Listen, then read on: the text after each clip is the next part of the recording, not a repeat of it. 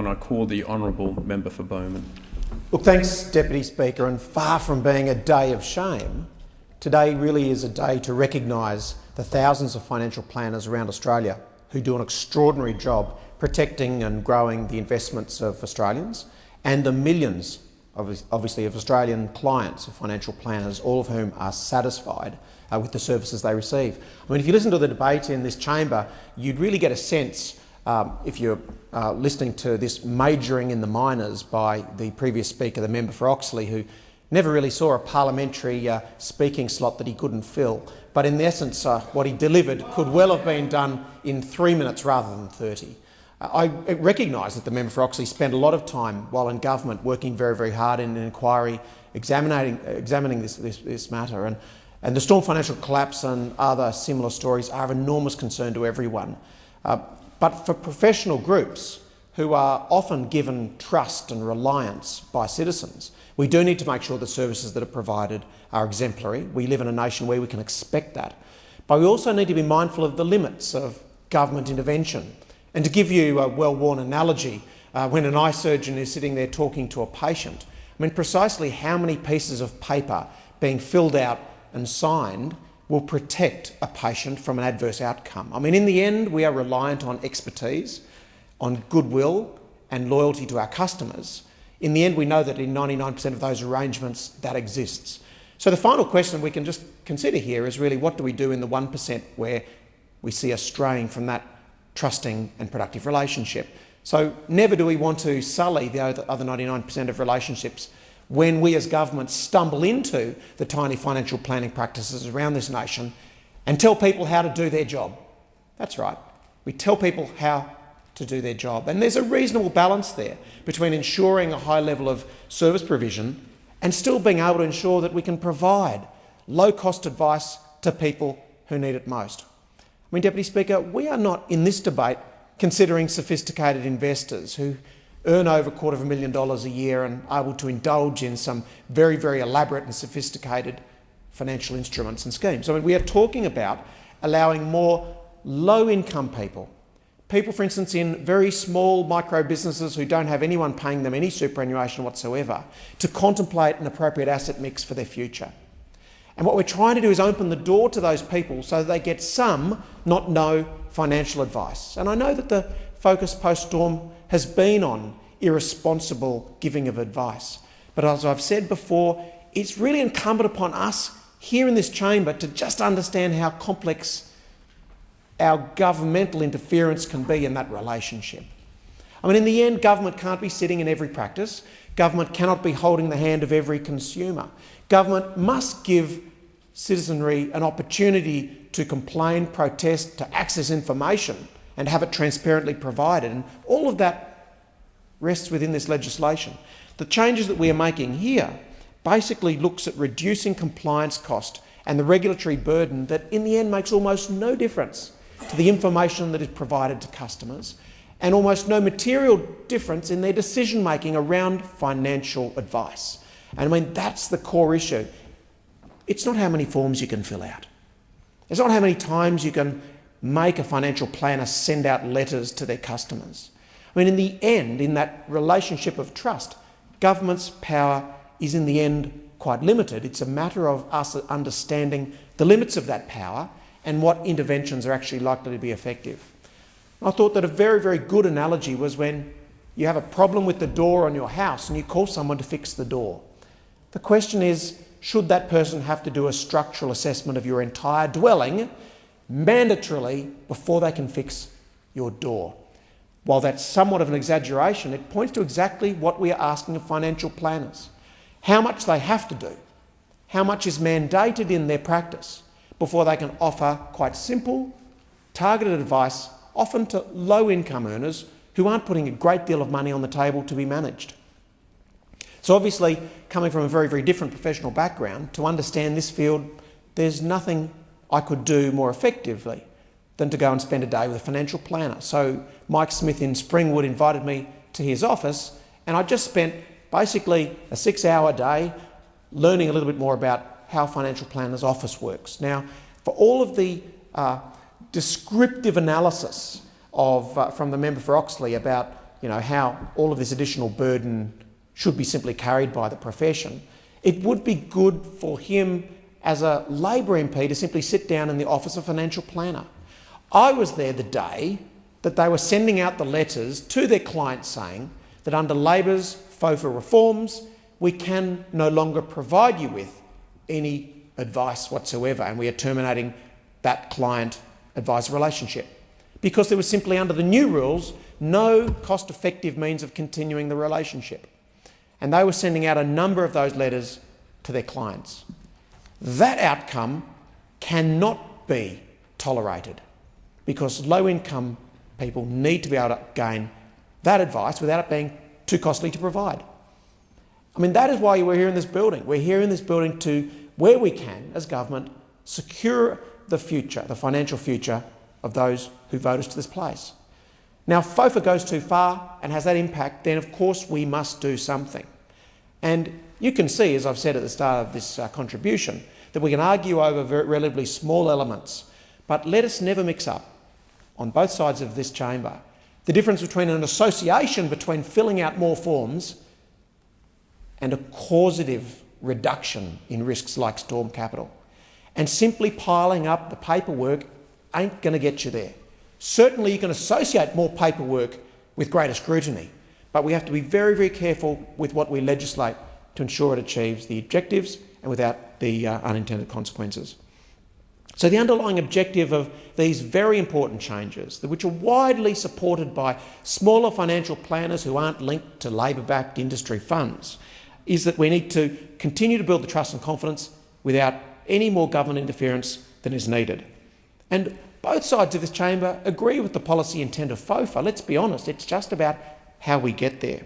And so what we intend to do is to unwind any regulatory overreach, as I've already described.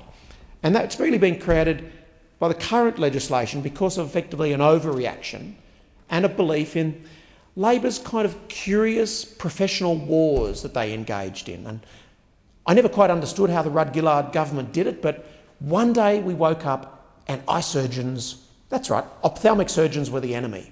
And if I can just detain the House for a minute, at some point somewhere someone decided that we had to take on Australia's eye surgeons and halve the cataract rebate because the world would be a better place. And there was absolutely no understanding of the implication that that would have on private sector and private health insurance contributions to people gaining private eye surgery, the increase in out-of-pocket that is created, and then the fall away in people who need eye surgery actually getting it. And of course, we just had this perverse battle between then Health Minister Nicola Roxon and the entire eye surgery sector, until in early 2010, when it was all going pear-shaped for the then Prime Minister Kevin Rudd, we saw Nicola Roxon airlifted out of the red zone, white flags went up, and it was backtracking by the Labor government. And it's this sort of weird professional war that Labor wakes up with in government and decides to embark upon, that this is also somewhat analogous, that suddenly financial planners were in some way the enemy, Deputy Speaker. And I can understand the sensitivities and concerns around the tragedy of Storm Financial, but to sully an entire financial planning sector is the problem that we witnessed under Labor. So I'm happy that the essential provisions of FOFA stay, and there is absolutely no doubt about it, and I'll detail those in a minute. We know that advisors will not be able to receive commission when either general or personal advice is provided, and they'll still be required to act in the best interests of their clients, and there are 6 clearly stipulated criteria in the legislation to ensure that occurs. They'll be providing a warning to their clients if there's any incomplete or inaccurate information, and of course they prioritise their clients' interests ahead of their own, despite what you've heard from the previous speaker. And look, we've supported all of those outcomes from the outset. And we've also announced additional improvements to FOFA that have been agreed with some of the crossbench senators. And these improvements will, among other things, ensure that the essential protections of FOFA are front of mind for clients, as they will be explicitly listed on the statement of advice so that clients can see them. Now, I have to confess that I haven't always read the statements of advice in detail. And for 99% of people going into these arrangements, they probably don't. So please let us never forget the limitations of government intervention in these areas. Just because it's written down doesn't mean the client reads it. Just because the client signed it doesn't mean the client read it. We have an enormous challenge trying to raise the financial literacy of many of the customers and those that visit financial planners. But in the end, we are placing an enormous amount of scrutiny on financial planners in this legislation without the overreach. So, advice continues to be in the best interest. The advice must be appropriate. The advisor will be warning where there are incomplete or inaccurate information, and the prioritisation remains. That's important. But we've also made an election commitment, of course, to amend the law to enable incentive payments which don't conflict with advice that's providing general versions of advice. And look, many have been critical, saying that this would lead to a return to commissions and to conflicted remuneration. But we have to be absolutely clear. We are only removing the overreach and the unintended consequences of FOFA as it currently stands, and never has been or will be the intention to allow the payment of commissions or conflicted remuneration. The rationale for these changes was that individuals who only provide or receive general advice, for example, employees designing websites or providing general information seminars, were at risk under the current legislation and at risk of being affected. And of course, this pushes up significantly the compliance costs that I've already described for small to medium businesses like the one that I visited earlier this year. During the stakeholder consultation, which has been vital on the draft legislation, there were also concerns that the amendments proposed would allow advisors to go back to charging commissions. And those concerns have been listened to, and we've developed a better targeted advice provision. And as such, the final wording of the legislation balances those needs, the needs of the industry, with the government's desiring to see that we clearly indicate that commissions will not be reintroduced. And there's a number of elements within the legislation to ensure that occurs. So both upfront and trail commissions are explicitly banned in relation to general advice. And the personal advice provisions are already obviously ensuring that commissions aren't permitted. And so that's on top of the already existing requirements.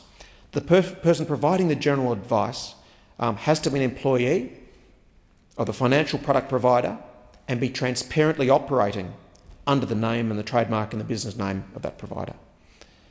That the person did not provide any personal advice other than in relation to a basic banking product or general insurance or consumer credit products to any retail client over the last 12-month period, and that the general advice can only be provided in relation to products issued or sold by the provider or under the name, trademark or business name of that provider.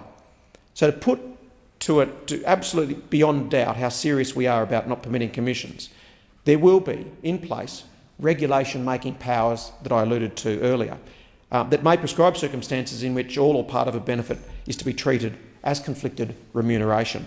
So therefore, if contrary to our clear expectations as a government and our intention not to bring back conflicted remuneration, there are developments in the market that warrant our intervention that can easily be done and very quickly through regulations, although it's very unlikely that that'll be necessary.